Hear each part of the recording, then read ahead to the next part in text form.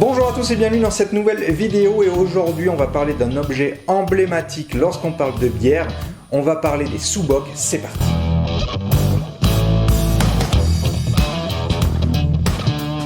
Il y a quelques informations importantes à savoir sur cet objet. En effet, l'origine du nom sous-boc, le sous-boc va être réservé à la bière, contrairement à un dessous de verre qui peut être utilisé dans n'importe quelle occasion qui implique un verre, évidemment. Le boc, en fait, désigne un verre à bière qui peut contenir 250 ml de bière. Le sous-boc va donc être réservé à son utilisation avec des verres à bière. Il faut savoir qu'avant d'être en papier cartonné, le sous-boc était en porcelaine.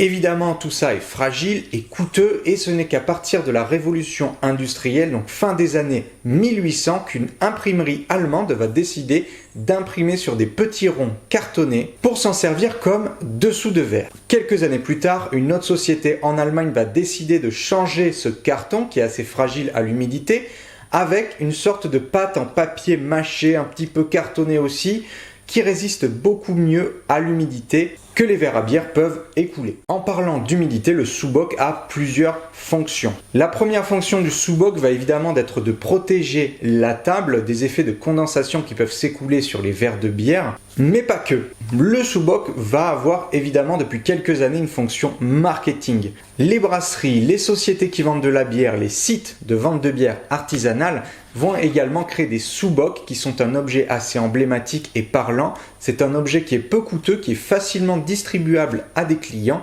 et va donc être un support marketing pour ces sociétés. La plupart du temps, les sous-bocs ont un côté imprimé et un côté qui va être vierge. Une des fonctions du sous-boc va permettre au serveur de pouvoir compter le nombre de consommations qui ont été faites par un client. Sur le côté non imprimé, le serveur va mettre des croix pour compter le nombre de consommations et cela facilite grandement le travail des serveurs. Dans certains pays, comme en Allemagne par exemple, dans certains établissements, pour arrêter d'être servi, vous devrez poser votre sous-boc sur votre verre pour indiquer à l'établissement que vous ne voulez plus être servi. Auquel cas, lorsque votre verre sera vide, ils vous resserviront à boire.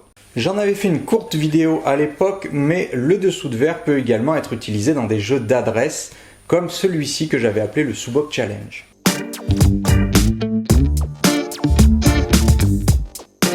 Le sous-boc challenge consiste donc à mettre un sous-boc sur le bord de la table qui dépasse légèrement de la table et à donner un coup pour le faire flipper et le but est de le rattraper comme ceci.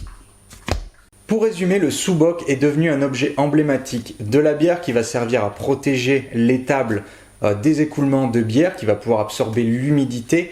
On va également s'en servir comme support marketing, comme petit cadeau, goodies à offrir à ses clients. Et d'ailleurs, il y a beaucoup de personnes qui collectionnent des dessous de verre. Et ces personnes-là sont appelées cervalo-bellophiles, qui est un nom assez barbare donc pour désigner les personnes qui collectionnent les dessous de verre. Cervalo-bellophilie. Un cervalo-bellophile. Cervalo-bellophile. J'espère que vous en savez maintenant un petit peu plus sur les sous-bocs. Abonnez-vous à la chaîne, partagez, commentez, c'est super important pour le soutien et ça ne coûte rien. N'hésitez pas à aller faire un tour sur notre site pour découvrir les brasseries qui sont partenaires et qui envoient directement depuis leur brasserie. Et n'oubliez pas, rejoignez la Génération Craft. Ciao!